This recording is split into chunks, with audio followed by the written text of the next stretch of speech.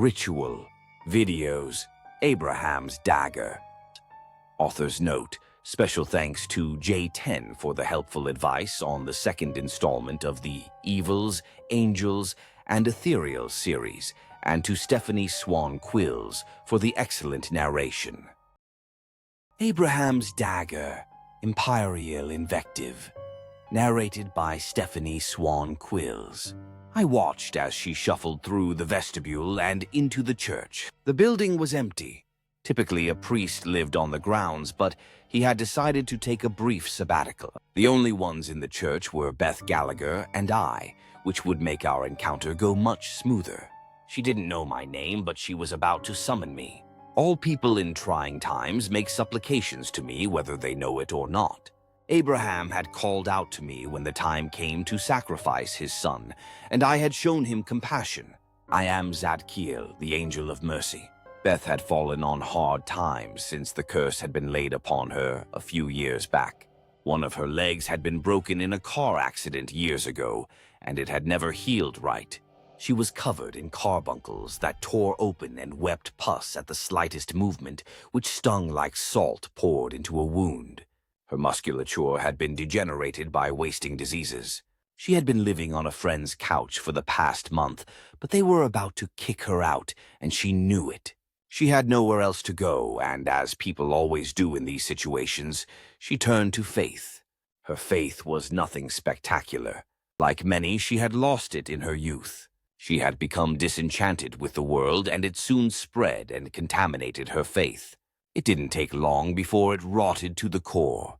She knelt in the first row and made the sign of the cross. I silently touched down a few rows behind her. She hadn't become aware of my presence yet. I heard the words, though she wasn't speaking them aloud. Even if they weren't actually audible, to me they came out like a desperate scream.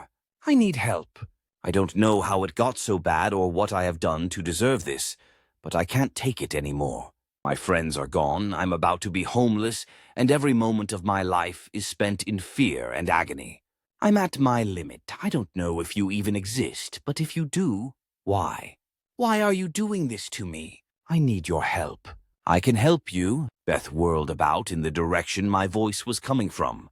I slowly began to materialize in front of her. If I were too sudden in my appearance, I would startle her and maybe even send her running from the church. I had once looked resplendent like one of the heavenly host, but my time amongst the living had begun to take its toll on me. My skin was beginning to gray and turn mottled. Feathers had begun to fall off of my wings, revealing the pale, almost translucent flesh beneath. My veins rose out of my skin like tiny blue wriggling worms. Beth gasped in shock, and I reassured her. Fear not, child of man. One cannot exist in both heaven and earth without being altered. They are two different worlds with two different environments. You wouldn't be able to live in heaven with your corporeal form, and my time spent on earth has taken its toll on me.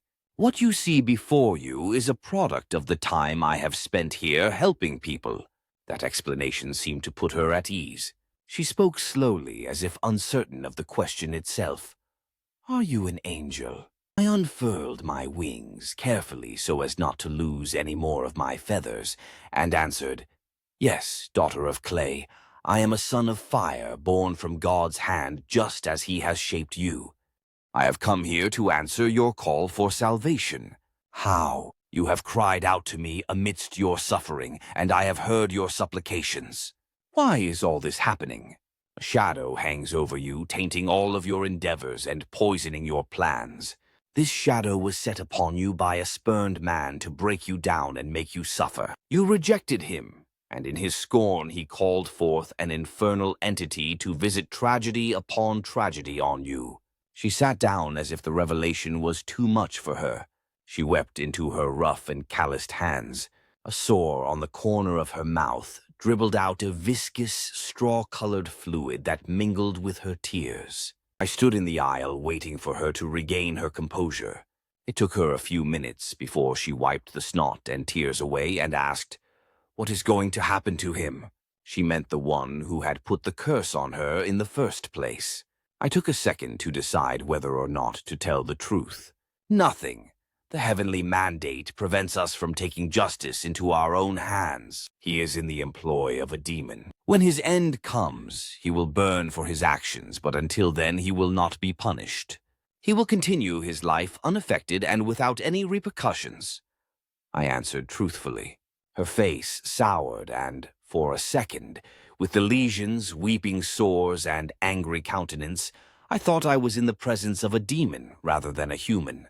There is very little separating them from us, and there is even less between demons and them.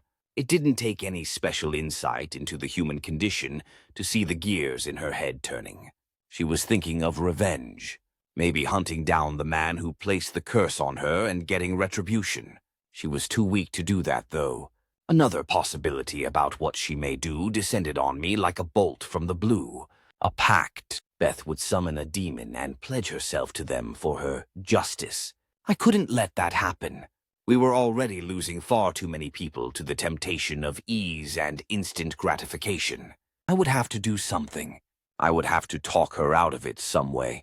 She grew tired of my contemplation and broke my train of thought. Her teeth ground into a snarl, and she howled, "That's not fair. Why should I be the one to suffer when he did this all to me? Where is the justice in that? What kind of God? What right do we have to mete out justice based on our caprices? What do we know of God's plans? Are we wiser than him? If we dealt out retribution for every offense, the world would be nothing but cinders." She became quiet for a moment before she asked weakly, "If you can't punish him for what he's done to me, can you free me from the demon's curse and return me to the way I once was?" Her exertion had left her drained and made her look pitiful. She was in her 30s, but Akamana's influence had left her looking like a withered crone. Her skin hung loosely off of her. She was wasting away before my eyes, and there was nothing I could do. Well, that wasn't the truth exactly. No, once someone has been cursed, it is irreversible. You will carry this affliction until the day you die. Misfortune will dog you until the very end of your life. You will wake every morning in trepidation of the terrors waiting for you, and you will go to bed wondering what horrors the next day will bring. Your last breath will be pure agony, a cruel coup de grace that culminates from your curse. She exploded to her feet and limped towards me. Anger had clouded her mind and blasted all rational thoughts out of her head. She wanted to rage. She wanted to blame someone for the way the cards had been dealt to her. She snarled, "Then what good are you? You can't save me, and you can't punish the son of a bitch that did this to me. What can you do? I can give you mercy." My wings folded outward suddenly and encircled her. She tried to back away, but was enclosed and pressed against my almost transparent flesh. She couldn't scream while I held her close and forced the air out of her lungs. She tried to strike me, but her wasting disease had rendered her weak. I barely felt her punches and struggling as I pinioned her to my body. The hand I had used to stay Abraham's dagger slid the same blade into her. It entered right below her rib and angled up into her heart. She tried to scream in surprise, but it came out as a sigh. I wrenched the handle upwards and raked the blade through the tough muscle that was her heart. She expired as I watched the life leave her eyes. I laid her against the pews. A tiny trickle of blood crept from the wound and stained the oak. I stood over her corpse and offered a prayer up for her. Her suffering was finally over. I had freed her from the demon's blight. There was no other way. This world was a cruel place.